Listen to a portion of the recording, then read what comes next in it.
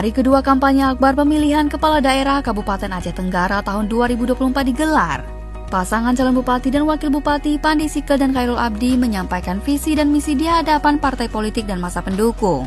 Berlangsung di Stadion Haji Sahadat Kuta Caning, Rabu 20 November 2024. Dalam orasinya, Pandi Sikel menyampaikan visi yang diusung berupa Agara Metuah, membangun tepat sasaran dengan urgensi anggaran yang harmonis menuju Leser Emas 2034, disertai dengan 16 misi yang akan dilaksanakan bila terpilih nanti. Membuat jargon dengan Aceh Tenggara Metuah.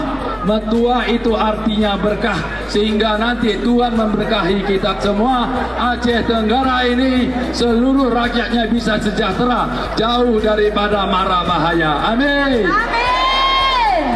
Bapak Ibu sekalian, ini merupakan kampanye akbar dan kampanye akhir dari pasangan Padi.